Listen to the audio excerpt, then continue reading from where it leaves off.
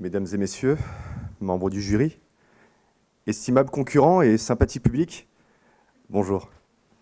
Je souhaiterais déjà remercier les étudiants du master de CJTCE d'avoir organisé cet événement qui est aussi intéressant qu'instructif. Bon, j'avoue, je dis ça parce que je suis passé au second tour. Bon, attaquons le sujet, parce qu'il est vaste. D'ailleurs, je ne savais vraiment pas comment en fait l'adapter. Je ne savais pas si je devais être la figure de l'humour et du second degré ou si je devais plutôt être la figure moralisatrice du 15 février 2018 qui viendrait dénoncer imposture et coupable. Mais je vais plutôt répondre à une question que s'est déjà posée Bruno Mazur, qui est on parle toujours des idées reçues, mais qui les distribue? Enfin, je vais les poser dans les termes qu'on m'a imposés par question de respect, quoi. Qui est l'expéditeur des idées reçues? Pour répondre à cette question, je vais commencer par quelques histoires. Je préviens, personne qui ne pratique pas le second degré, sortez de la salle.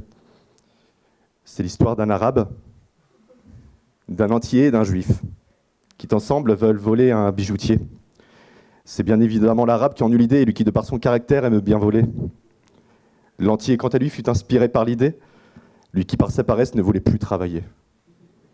Le juif, éternel amoureux du profit, fut conquis par l'idée et se laissa enrôler. Passons à l'américain et au coréen. L'un a la passion du tweet et aime comparer son engin. L'autre est dangereux, mais a le sourire d'un bambin. Trouvons juste milieu entre burger et nucléaire, ils finiront bons copains. Parlons maintenant littéraires et scientifiques. Dès l'enseignement secondaire se sont placées des limites. Entre pros de l'abécédaire et partisans de la pensée claire, une fois arrivés à la fac, ces distinctions se creusèrent. Les uns seront quasi révolutionnaires et les autres futurs parlementaires. Publicistes et privatistes se combattent sans trop de raison. L'un tient sa valeur d'une femme et d'un wagon. L'autre se complaît dans ses codes, applique la décision. Encore un litige qui finira en cour de cassation. Si je vous raconte ces histoires, c'est pour vous mettre en situation. Certaines sont plus cocasses que d'autres aberrations. Pour ceux qui n'ont pas compris, c'est qu'une idée reçue, c'est une opinion faite d'avance, en quelque sorte préconçue.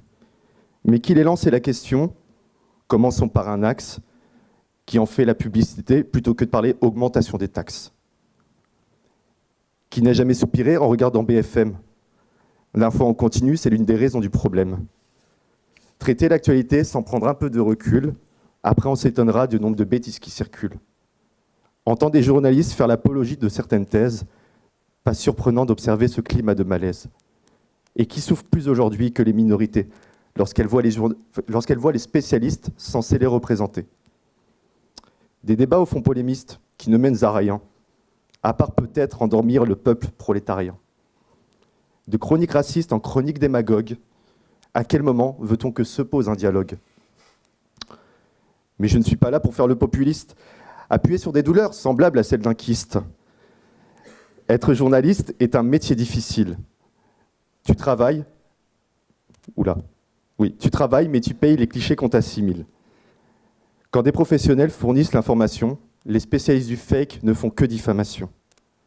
On donne beaucoup de paroles à des intellectuels qui, au lieu d'élever le niveau, ne font que ramollir les cervelles.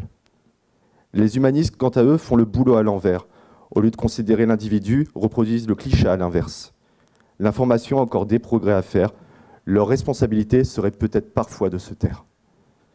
Mais ce ne sont pas eux les principaux coupables. Leur en tenir compte ne serait pas acceptable. Quand certains médias font la pub des idées reçues, je vous donne en mille celui qui retombe là-dessus. Qui en est l'expéditeur, par raison ou par erreur? En vérité, je crois que nous en sommes les agitateurs. C'est nos actes et nos paroles qui nourrissent ces idées folles, à travers nos imitations à base d'accent créole. L'humour nous engage sur des voies de division, pendant que les humoristes ne font que des distinctions. En vérité, c'est assez triste à constater. L'être humain ne fait rien pour tout arrêter. Des films sur les gitans qu'on justifie par l'humour, qui donnent le sentiment de ne pas faire contre, mais de faire pour. Des discours politiques qui ont pour but de cliver entre catégories sociales et nationalités.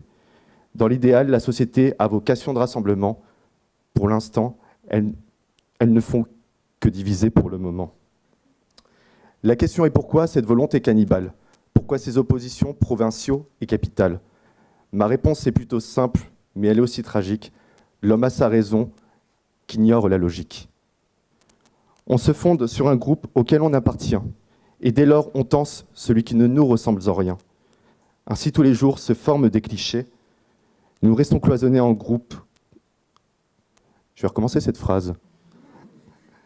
Ainsi se forment tous les jours des clichés sur les gens. Nous restons cloisonnés en groupe comme des enfants. À juger l'autre parce qu'il n'a rien en commun. Voilà comment on perdra notre côté humain. Notre diversité devient alors nos différences. On finit par en perdre le sens premier de la France. Afin d'achever cette démonstration, je me dois de finir sur une citation. Ça m'énerve ces clichés.